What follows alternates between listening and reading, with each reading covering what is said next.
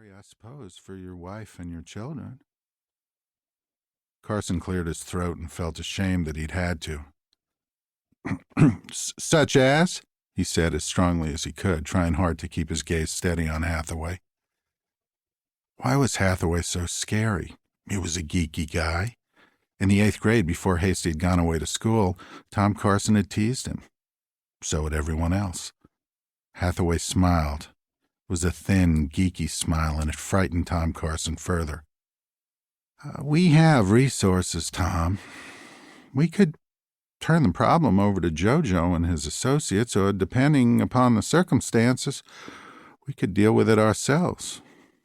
I don't want that to happen. I'm your friend, Tom. I have so far been able to control the firebrands, but you'll have to trust me. You'll have to do what I ask. Hasty, Carson said. I'm the chief of police, for Christ's sake. Hathaway shook his head. You can't just say I'm not, Carson said. You don't make the rules in this town, Tom. And you do, Carson said. We do, Tom. Emphasis on the we. Carson stood silent, staring at Hathaway. The mention of JoJo had made him feel loose and fragmented inside. Hathaway took a thick, stationery-sized manila envelope from his middle drawer. You aren't much of a policeman, Tom, and it was just a sad accident that you learned things. But you did, and you were right to come first to me. I've been able to save you so far from the consequences of your knowledge. What if I went to the FBI with this? This is what I'm trying to forestall, Hathaway said. Other people like JoJo would prevail, and your family.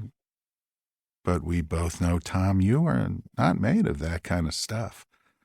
The better choice for you, and I'm sure you recognize this, is to take our rather generous severance package.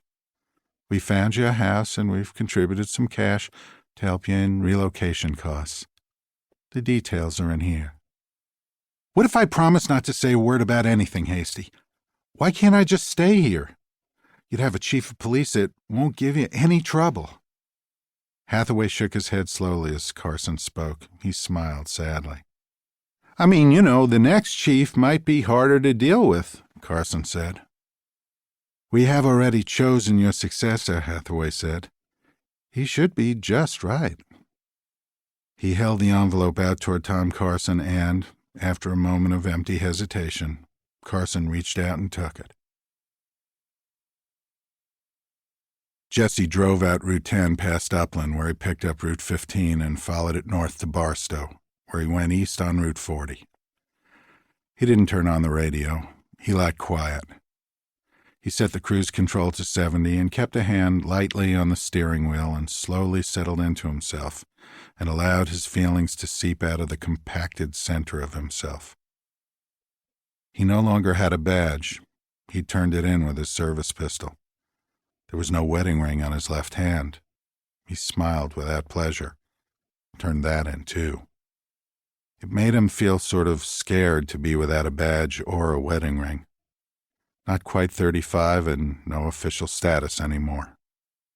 With his right hand, he fished in the gym bag on the front seat beside him until he found his off-duty gun, a short-barreled Smith & Wesson .38. He arranged it near the top of the bag where it would be easy to reach, and he let his hand rest on it for a time. It made him feel less insubstantial.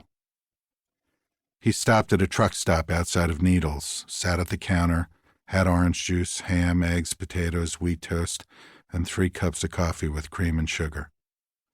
It made him feel good. Back in the car, cruise control set, he felt a small freshet of excitement. It was afternoon now. The sun was behind him, shining on what he had left. The road spooled out ahead of him, straight to the horizon, nearly empty. Freedom, he thought, and smiled again. No badge, no ring, no problem. You look at it the right way, and that's freedom. He nursed the excitement as long as he could, trying to build on it. He stayed the night in Flagstaff, 250 miles north of where he had been born, and went to the motel bar for supper. He ordered scotch on the rocks and a chicken breast sandwich on a croissant.